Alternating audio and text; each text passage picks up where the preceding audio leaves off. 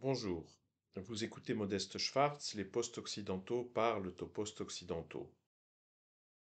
Dans cette mise au point, la cinquième de la série, j'ai voulu revenir brièvement sur ma deuxième brève de cette journée du 10 mai 2023, plus exactement sur un aspect évoqué dans cette brève mais qui n'en constitue pas le sujet principal, auquel il aurait donc fallu consacrer un texte séparément, à part entière. Euh, Or, c'est un sujet un peu compliqué, et donc j'ai préféré le faire à l'oral. Alors la brève elle-même, qui est en train d'être mise en ligne, porte, comme vous le verrez, sur cette affaire peut-être pas préfabriquée, mais à mon avis assez sciemment gonflée de l'actualité de ces derniers jours, qui est celle donc de cette conférence prévue en Sorbonne et qui a été annulée. Et la conférencière, une anthropologue d'un grand courage, qui cherche évidemment à obtenir son effet Salman Rushdie, explique à qui veut bien l'entendre que les frères musulmans, c'est l'islam frériste qui fait pression et terrorise et donc fait plier les autorités académiques, en l'occurrence le rectorat de la Sorbonne. Lequel rectorat s'est défendu en expliquant que enfin, toujours est-il que le débat entourant cette suspension d'une conférence a fait apparaître qu'un premier plan d'action aurait consisté à modifier l'horaire de manière à ce que la conférence se tienne donc sur une plage horaire où on s'attend pas vraiment à la présence d'étudiants dans les locaux. Donc c'est intéressant parce que ça finit par beaucoup ressembler au modus operandi donc des cérémonies commémoratives sous Emmanuel Macron, hein, donc en excluant la nation des sites de célébration de fêtes nationales, hein, donc les fêtes nationales sans la nation, la Sorbonne sans les étudiants. Bon, visiblement, il y a un modèle, hein, il y a une méthode qui se met en place. Donc le sujet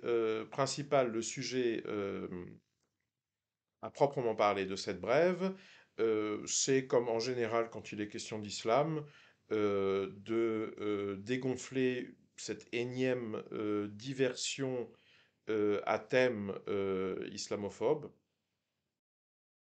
ou sur le thème de l'islamisation, toujours pour les mêmes raisons, hein. En général, quand on vous parle d'islamisation, c'est avant tout pour éviter de parler d'immigration, hein, dans le contexte d'une invasion migratoire toujours plus marquée, mais démographiquement de moins en moins caractérisée par les apports de population musulmane, à mesure que les flux en provenance d'Afrique subsaharienne et d'Asie du Sud, eux, se renforcent. Et puis aussi parce qu'il y a je dirais, il y a une rentabilité diversive de ce genre de thème du point de vue du système, dans la mesure où aussi bien dans la Macronie centrale que dans ce que j'appelle la Macronie étendue, vous avez des acteurs qui se sont spécialisés dans ce fonds de commerce, de part et d'autre, généralement des vraies fausses lignes de partage politique. Et donc ça permet aux gens de se livrer de petites batailles symboliques, n'est-ce pas, entre post-chrétiens, post-islamiques, etc., pendant lesquels on oublie qu'il y a effectivement une religion en pleine expansion et qui tend à devenir hégémonique et totalitaire dans la société occidentale, que c'est la religion de Davos, c'est le schwabisme, qui n'a rien à voir, ou en tout cas qui constitue un dépassement devenu clairement contradictoire, aussi bien avec le passé chrétien qu'avec le passé islamique. Alors simplement, comme souvent, c'est le principe des poupées russes, j'ai aussi cru remarquer une arnaque dans l'arnaque. C'est-à-dire que bon, bah, d'une part, on ressort les violons de l'islamisation, voilà, Mais accessoirement, quand il faut agiter l'épouvantail, on le choisit aussi, je dirais, avec beaucoup d'opportunisme. Cette conférencière s'apprêtait donc, dans le cadre de cette conférence qui a été reportée sine die, à parler, alors je ne lui fais aucun procès d'intention, hein, je ne pense pas qu'elle appartienne à je ne sais quel complot, bon, il se trouve simplement que c'est son sujet d'étude, très probablement, peut-être son sujet de thèse, j'en sais rien, ça m'intéresse pas plus que ça. En tout cas, elle s'apprêtait à parler des réseaux de l'islam frériste, donc des réseaux des frères musulmans en France. Alors ça, c'est une thématique intéressante. Je pense qu'on va en parler de plus en plus, et notamment en rapport avec la Turquie, pour la simple raison aussi que je pense qu'on va parler de plus en plus de la Turquie au cours des prochaines semaines, du fait d'un calendrier électoral, euh, qui en lui-même est peut-être fortuit, entre guillemets, hein, c'est-à-dire ça, c'est l'affaire des Turcs, hein, quand est-ce qu'ils programment leurs élections, mais en revanche, il me semble que on peut en tout état de cause s'attendre à une exploitation internationale parfaitement intentionnelle et préméditée de ce calendrier électoral turc. Ou, pour le dire plus clairement, il faut s'attendre au cours des prochaines semaines, si ça n'est pas trop éclipsé par d'autres grands spectacles comme le spectacle ukrainien ou le spectacle financier. Bon, il faut s'attendre à une grande scène d'hallali occidentale sur Erdogan, et plus encore d'ailleurs qu'Erdogan, dont la personnalité est restée déterminante pendant assez longtemps, donc pour ce régime néo-ottoman de l'AKP en Turquie. Simplement, bon, sa personnalité durera ce que durera l'homme Erdogan, qui a l'air assez malade. Et donc, ce dont il est en réalité question, c'est déjà plutôt de l'avenir, ou de l'absence d'avenir, de la Turquie d'Erdogan, c'est-à-dire de la Turquie de l'AKP, hein, du parti donc adossé idéologiquement aux frères musulmans, qui a porté Recep Tayyip Erdogan au pouvoir et qui reste, disons, euh, qui peut, et c'est probablement ce que souhaite Recep Tayyip Erdogan, constituer l'héritage son existence personnelle à lui, donc l'héritage d'Erdogan. Alors certes, dans cette histoire, on voit qu'il y a trois niveaux de réalité et d'analyse. Un niveau personnel, où la personnalité de Recep Tayyip Erdogan est tout à fait déterminante. Un niveau, pourrait-on dire, géopolitique et diplomatique à l'ancienne. Donc simplement, c'est la question de la place du pouvoir turc sur l'échiquier international. Et enfin, un niveau plus transversal, plus métapolitique, culturel et idéologique, si on veut, et qui est celui donc de ce projet finalement plutôt international, internationaliste, des frères musulmans, et en général de la place de l'islam politique dans le monde d'aujourd'hui. Effectivement, tant qu'il n'est question que de la Turquie, on pourrait essayer de tout ramener à la personnalité, au passif, à l'actif, voilà, à l'histoire tout à fait méandreuse et aventureuse de Recep Tayyip Erdogan, aux amis qui s'est fait, aux ennemis qui s'est fait et il ne s'est pas privé d'en faire. Et se dire que bon, bah, une fois qu'il aura quitté la scène d'une manière ou d'une autre, bon, bah, la page est tournée. Et donc tout cela était finalement une histoire turco-occidentale, euh, ou même simplement une histoire entre Erdogan et ses anciens alliés occidentaux. Alors moi, je ne vois pas comme ça les choses, ou du moins pas uniquement comme ça. Je pense que même s'il est vrai, hein, que la personnalité de Recep Tayyip Erdogan joue un rôle extrêmement important dans cette histoire, même s'il est vrai qu'il y a une idiosyncrasie turque et le poids de toute une histoire turque qui explique une grande partie de la configuration actuelle, mais je pense qu'il y a aussi quelque chose de beaucoup plus profond. Je pense qu'il y a eu un revirement tout à fait fondamental dans la position, on va dire, du mainstream mondialiste par rapport à l'islam politique et en premier lieu à sa principale expression dans le monde actuel, à son expression la mieux organisée, c'est-à-dire aux frères musulmans. Alors, comme je parle de revirement, il faut probablement ici, enfin, je pense que beaucoup d'auditeurs me seront gré d'introduire un minimum de perspective historique. Donc, il faut se replacer en juin 2009. C'est le moment du fameux discours au Caire de Barack Obama. En juin 2009, ça fait à peu près 6 ans que Recep Tayyip Erdogan est Premier ministre de la Turquie. Donc, le régime, disons, néo-ottoman ou néo-ottomaniste de Recep Tayyip Erdogan commence à se consolider, même si on parle encore à l'époque relativement peu de cette dimension néo-ottomaniste, mais en tout cas, il est déjà très très clair, c'est clair depuis le début, c'est ce qui a porté Recep Tayyip Erdogan en politique, que c'est l'expression politique, c'est la concrétisation politique de l'émergence d'une force idéologico-religieuse avant tout en Turquie, à partir notamment de la Turquie centrale anatolienne, mais aussi plus généralement dans le monde islamique. Et cette force, c'est l'islam des frères musulmans. Et là, se produit donc le discours du Caire de Barack Obama, qui a été considéré comme l'un des coups de sifflet euh, lançant la série des printemps arabes. Et c'est un coup de théâtre, alors pas du tout imprévisible, hein, il y avait eu beaucoup de signes avant-coureurs, mais malgré tout, en termes de tendance longue, c'est un coup de théâtre. Donc dans l'attitude de l'Occident et de sa puissance motrice encore relativement incontestée à l'époque, c'est-à-dire son centre américain, vis-à-vis de l'islam politique. Alors là, nouveau petit bond en arrière, nouvelle mise en perspective. Depuis la guerre froide, traditionnellement, l'appui des Occidentaux et avant tout des Américains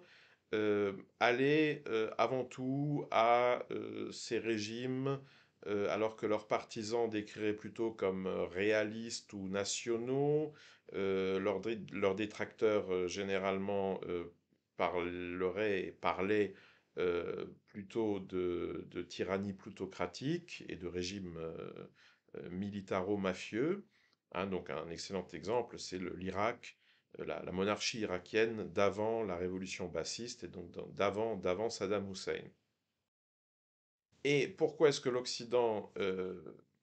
soutient de tels régimes? Eh bien, on est dans la logique de la guerre froide. Euh, L'ennemi à abattre, la principale menace du point de vue occidental, c'est le bassisme, ce sont les héritiers du panarabisme, donc c'est le nationalisme socialisant et surtout, tout le problème est là, pro-soviétique, euh, de l'autre partie du monde arabe et du monde islamique. Alors, l'islam politique dans tout ça, à l'époque, bon, il n'est pas encore très, très puissant, il n'est pas très affirmé. Euh, il commence à se manifester sous des formes extrêmement violentes et d'ailleurs souvent avec un soutien occidental sur certains théâtres d'opération assez, disons, où les contradictions de l'époque prennent une forme assez extrême, c'est-à-dire avant tout en Afghanistan. Mais disons que cette lune de miel de l'Occident mondialiste ou pré-mondialiste et de l'islam politique, à l'époque plutôt sous une forme, disons, Al-Qaïda, reste encore relativement discrète. Et on peut partir du principe qu'à l'époque, l'opinion des observateurs occidentaux qui assistent à ça et qui, du point de vue de leur propre idéologie, auraient pu être amenés à trouver ce genre de collusion assez inquiétante, bon, bah, finalement, ils ont dû finir par fermer les yeux, la plupart d'entre eux, en se disant que en appliquant la logique de la raison d'État et de la raison des impératifs de la guerre. Hein, donc c'est la logique de la guerre froide qui surdétermine toute cette séquence. Et l'argumentaire, alors pas toujours avoué, puisque relativement inavouable, c'est que bon, bah, on a bien besoin de ces idiots utiles, disposés à trancher des gorges, couper des têtes, etc., euh, dans notre intérêt, étant donné qu'en face, ben, on a quand même l'hydre soviétique. En revanche, ça ne débouche évidemment sur aucune, disons, reconnaissance officielle, notamment au plus haut de l'édifice de pouvoir occidental, d'une quelconque alliance avec l'islam politique. Et c'est de ce point de vue, évidemment, qu'on peut quand même considérer comme une sorte de coup de tonnerre ce discours du Caire, donc de Barack Obama en juin 2009, euh,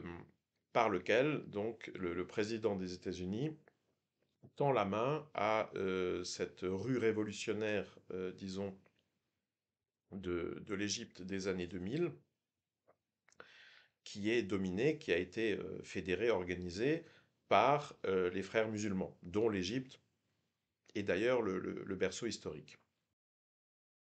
On est d'ailleurs à l'époque aussi en pleine lune de miel de l'erdoganisme et du pouvoir occidental, lune de miel qui, comme on s'en souvient, sera plus tard,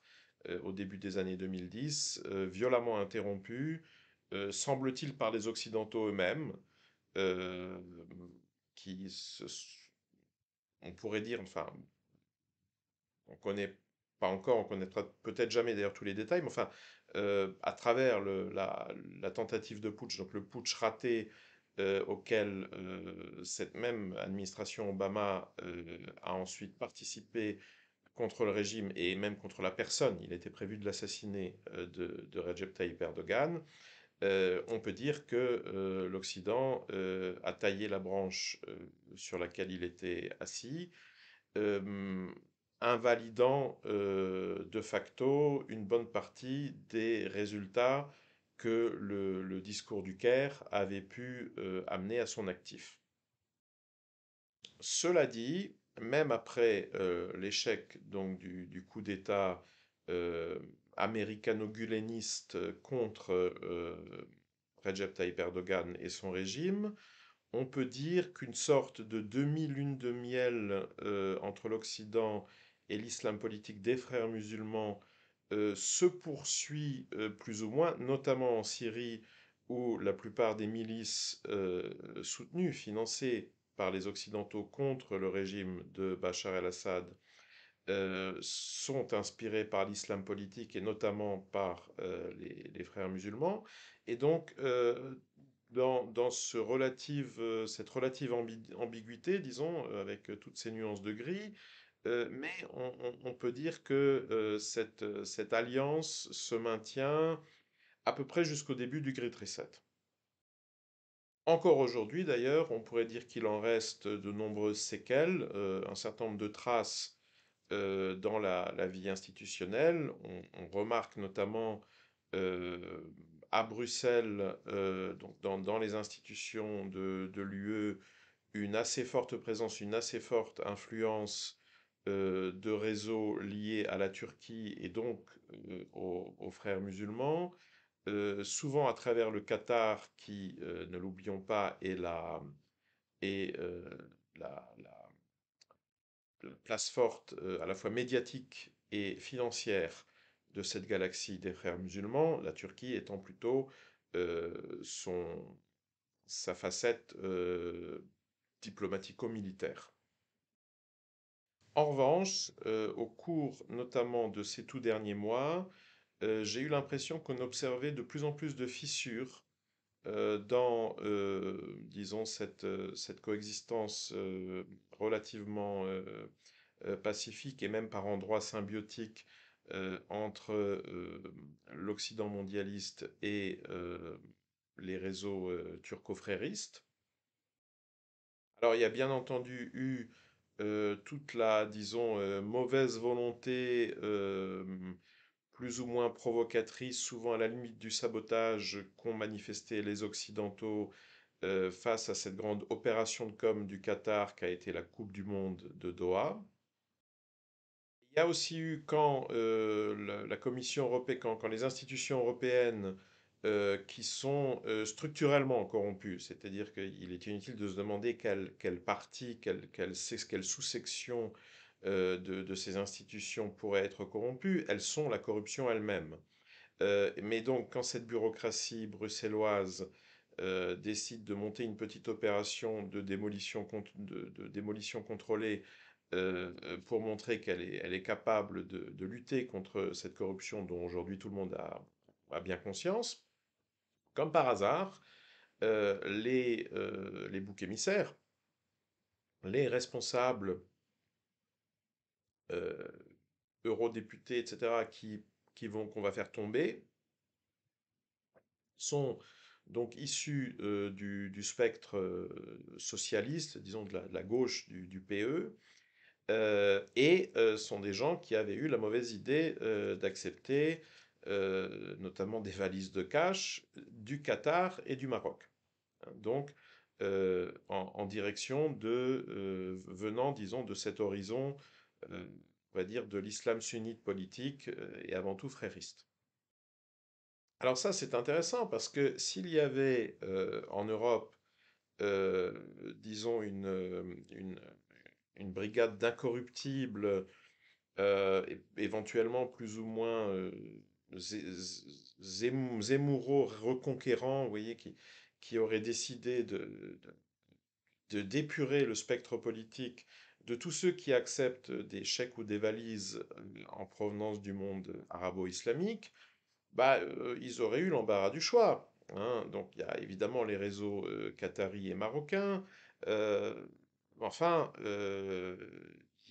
c'est pas les seuls, hein. Il y a aussi, on a d'ailleurs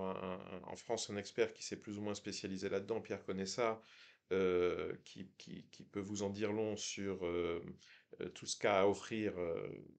l'Arabie Saoudite. Il y a, n'est-ce pas, ces Émirats arabes unis que jusque dans les années 70 on appelait la côte des pirates, hein,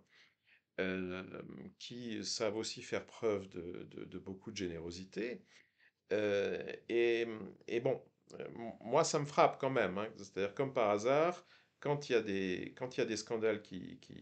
éclatent, quand il y a des têtes qui tombent, ça va être des gens qui ont pris de l'argent des frérots.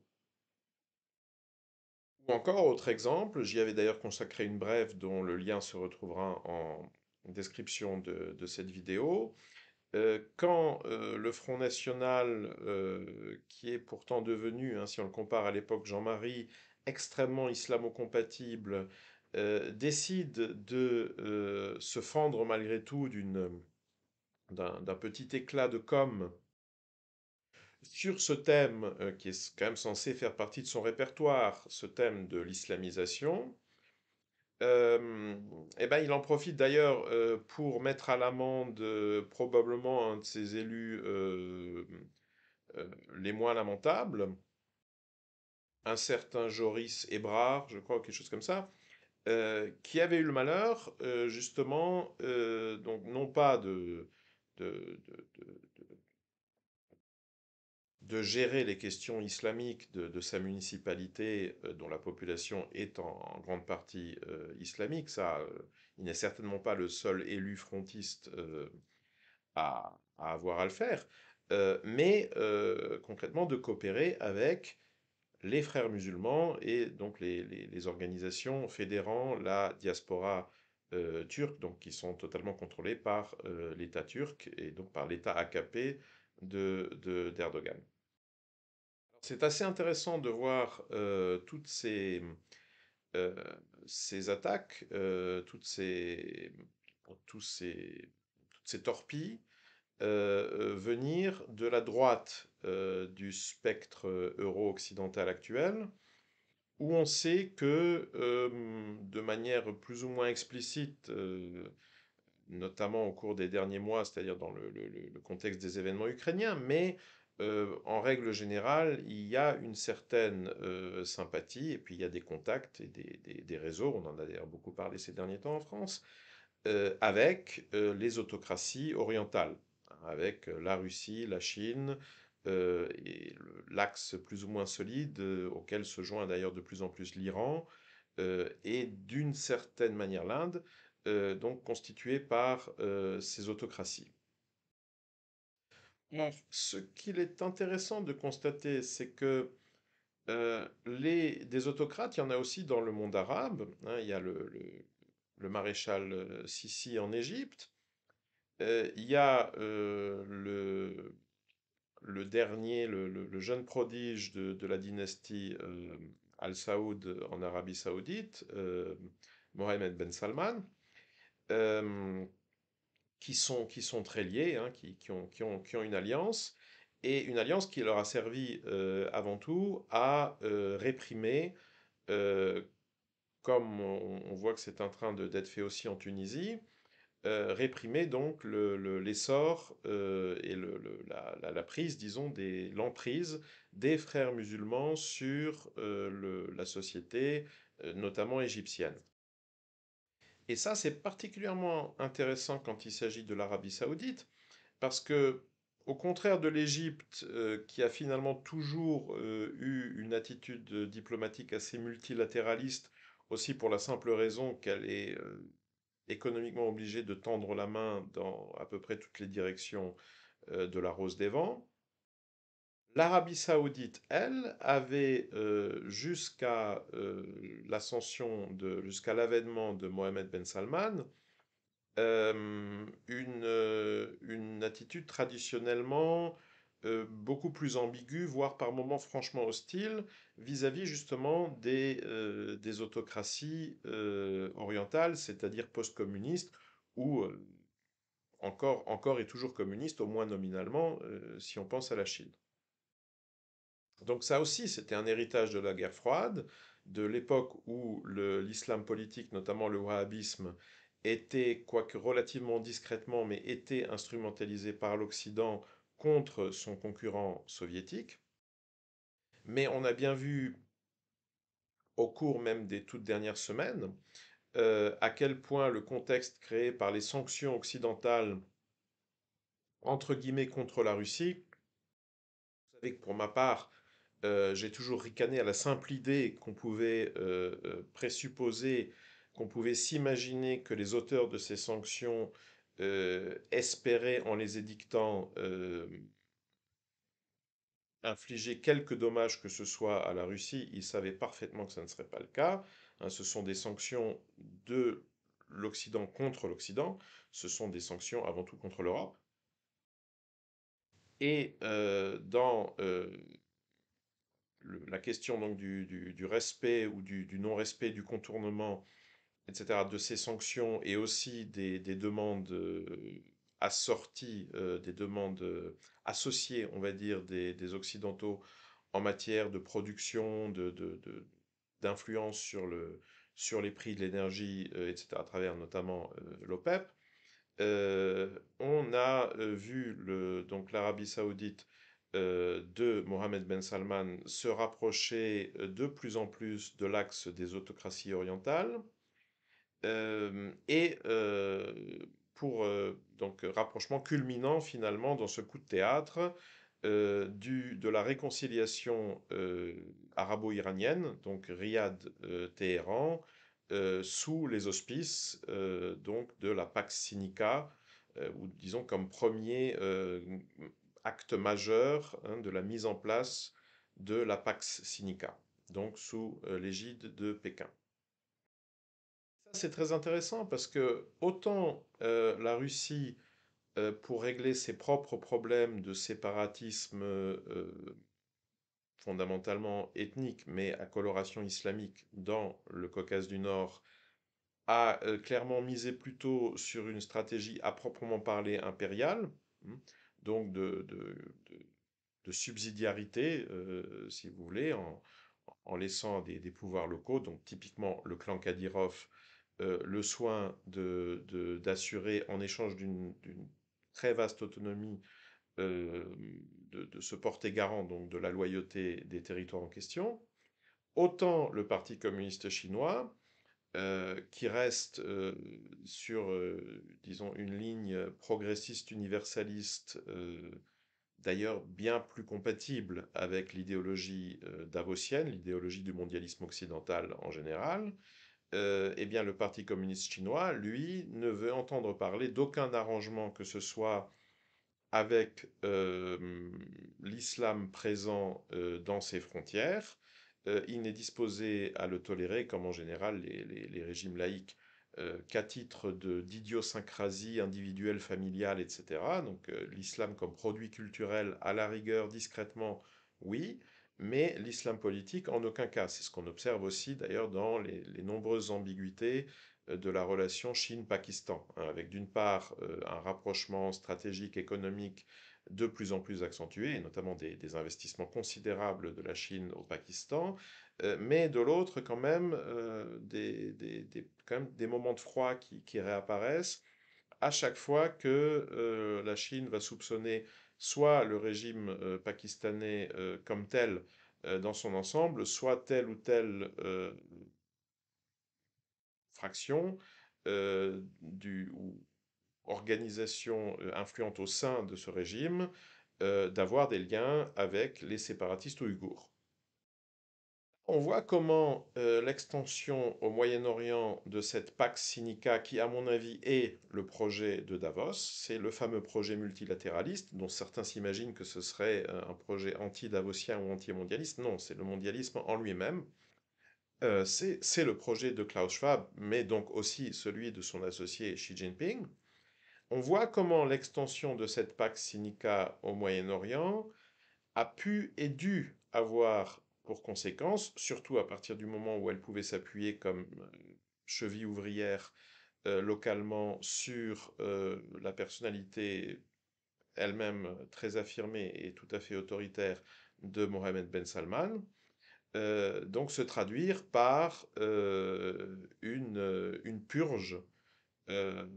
à l'encontre de l'islam politique et de sa principale expression dans le monde actuel, c'est-à-dire les frères musulmans. Alors ça, c'est une problématique intéressante, d'une part du point de vue de l'histoire de la Turquie, et entre autres d'un parallélisme assez intéressant que pour ma part je remarque entre l'histoire de la Turquie et l'histoire de l'Allemagne, mais ça j'y reviendrai un jour, peut-être dans un texte, peut-être dans une vidéo, ici ça n'est pas le propos. C'est intéressant aussi et avant tout du point de vue de l'histoire de l'islam, et notamment si on la compare à l'histoire du christianisme. Pourquoi? Parce que dans l'histoire de l'Occident chrétien, notamment l'histoire de l'Europe, il y a eu le moment de la démocratie chrétienne. Hein. C'est-à-dire que entre, disons, la société d'Ancien Régime, la société à justification théocratique, donc qui a commencé à être sérieusement ébranlée en Europe à partir de 1789, et la sécularisation finale, totale et définitive, mai 68 et ses toutes dernières conséquences qu'on vit actuellement. Il y a eu, notamment dans l'après-guerre, et notamment dans l'Allemagne de l'après-guerre, mais aussi l'Italie, il y a eu ce moment assez spécial, cette transition, on va dire en douceur, qui a aussi eu lieu en France, hein, dans des conditions un peu particulières qui étaient celles du gaullisme, mais finalement c'était un peu la même idée. Hein, il y avait Charles, mais il y avait Yvonne, donc bon. Euh, la société française était depuis longtemps d'ailleurs organisée comme ça, hein, monsieur souverainiste au bistrot, et puis madame à confesse. Euh, donc il y a eu ce moment de la démocratie chrétienne, hein, ce qui, bon, n'importe quel théologien chrétien ou d'ailleurs islamique ou bon, n'importe quel théologien devrait vous le dire si c'est un théologien intègre, est une contradiction dans les termes. Hein. Si c'est chrétien ou d'ailleurs islamique, bah, ça peut pas être démocrate. C'est-à-dire la Vox Dei, ben, non, ça peut pas être la Vox Populi. Hein. Ça doit être la Vox Dei. Hein. Ce sont les prêtres. l'interprète et la relaie. Ça se passe pas dans les urnes. Bon. Et donc, cette contradiction assumée, transformée en fournissant la base d'un modèle politique, a permis à une génération entière d'Européens, disons, de parcourir on va dire, le dernier segment du trajet menant, disons, de l'Allemagne du Zentrum, hein, le grand parti catholique qui a dominé dès la fin des années Bismarck et puis ensuite dans tout jusqu'à l'avènement d'Adolf Hitler, la politique allemande, et puis qui réapparaît hein, sous la forme de la démocratie chrétienne après 1945. Donc ce segment s'étendant entre le Zentrum et Annalena Baerbock, ou disons pour la France, entre la France de l'Action française et la France Marlène Schiappa. Et donc on aurait pu s'attendre à voir quelque chose de semblable se produire avec le petit décalage chronologique habituel dans le monde islamique. C'est-à-dire qu'on aurait pu penser que le monde islamique aurait droit à sa parenthèse de démocratie islamique, hein, encore une fois sur le modèle de la démocratie chrétienne. Et c'est effectivement l'impression, disons, c'est ce que semblait mettre au point et préparer le régime de l'AKP, de Recep Tayyip Erdogan, en Turquie. Turquie, qui a d'ailleurs des liens historiques très importants donc, hein, entre la Turquie moderne et l'Allemagne moderne, à tel point d'ailleurs qu'il y a une assez grosse partie de la population de ces deux pays qui est commune, qui est à cheval. Hein. Il y a 10 millions de Turcs vivant, enfin, dont beaucoup sont aussi citoyens allemands, voilà, donc vivant entre les deux pays. Et effectivement, cette demi-sécularisation, cette social-démocratie un peu droitisée, et à vernis religieux ou post-religieux, qu'incarnait si parfaitement l'hégémonie de CDU, de CSU en Allemagne, ou la démocratie chrétienne italienne, et ben, c'est à peu près ce qu'on retrouve dans ce modèle, alors tout à fait typique, disons, de la ville moyenne, et notamment de la ville moyenne anatolienne dans la Turquie d'Erdogan, avec aussi cette même ambiguïté entre une tendance vers la nationalisation du fait religieux, hein, donc notamment, disons, la turcisation de l'islam dans le cadre turc, mais on avait assisté au même phénomène à l'époque de la démocratie chrétienne en Europe. Hein. Pourquoi est-ce que la démocratie, l'incarnation en termes de parti de la démocratie chrétienne allemande, c'est la CDU-CSU, c'est-à-dire l'alliance de deux partis? Eh bien, parce que vous avez la CSU bavaroise qui est catholique, et qui donc, elle, d'un point de vue religieux, reste dans le cadre d'un internationalisme religieux hein, catholique. On est catholique avant d'être bavarois, italien, portugais, que sais-je. Mais elle n'a jamais pu gouverner seule. Elle l'a pu en Bavière, et dans la mesure où il y a une autonomie bavaroise. Mais à l'échelle allemande, elle n'a pu être hégémonique que en tandem avec la CDU, qui, elle, sans être intégralement protestante, a dominé avant tout des régions protestantes, donc luthériennes, donc dépendant de l'Église nationale allemande, si j'ose dire, de l'Allemagne fédérale. Et alors il semblerait, pour couper court, hein, to cut a long story short, il semblerait que dans le cas du monde islamique, alors peut-être justement pour des raisons de synchronisation ou de manque de synchronisation, c'est-à-dire de carambolage historique avec le calendrier d'évolution qui est celui du monde occidental, donc du monde post-chrétien, il semblerait que cette parenthèse adaptative, si vous voulez, ce petit sas de décompression offert à la dernière génération, on va dire formellement religieuse, donc conservant notamment une pratique religieuse majoritaire dans la société, doivent finalement être refusées au monde islamique, ce que visiblement attend aujourd'hui la superstructure mondialiste davosienne du monde islamique. Alors est-ce qu'il lui donnera satisfaction ou pas, ça c'est une autre question, mais l'attente, c'est visiblement que, alors même que la plupart de ces sociétés sont encore très très proches, on va dire, de leur ancien régime, après une très courte, beaucoup trop courte parenthèse de semi-sécularisation, voire si courte qu'elle n'a pas existé, comme en Arabie Saoudite, eh bien, c'est de passer immédiatement à ce que j'appellerais l'islam folklore, c'est-à-dire un équivalent islamique du Puy du Fou, hein, donc un son et lumière. Ça sera tout particulièrement facile à organiser en Arabie Saoudite,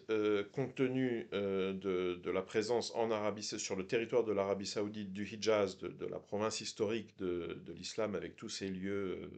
symboliques de pèlerinage, le site du Hajj, etc. Mais en parallèle, on voit que Mohammed Ben Salman euh, pousse des Saoudiennes à devenir conductrices de TGV, de trains à haute vitesse. Et d'ailleurs, s'arrange, je ne sais pas exactement comment, notamment d'un point de vue financier, mais pour que cette initiative soit amplement relayée dans la presse française, et prévoit de permettre le bikini donc sur les plages de sa Smart City de l'avenir, donc nommé NEOM, est conçu en concertation avec le World Economic Forum de Klaus Schwab. Donc ce moment, il semblerait que ce moment d'ambiguïté, hein, si vous voulez, ce moment de la bourgeoise de droite, hein,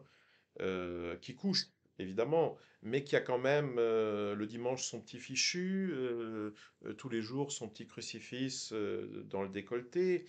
Donc cette génération de transition, il semblerait que ça doit finalement être refusé au monde islamique, dont la superstructure mondialiste exige apparemment qu'il passe directement d'une sorte d'ancien régime à une sécularisation à peu près terminale, où l'islam sera encore toléré tout au plus à titre de puits du fou, hein, c'est-à-dire de motif d'animation socioculturelle.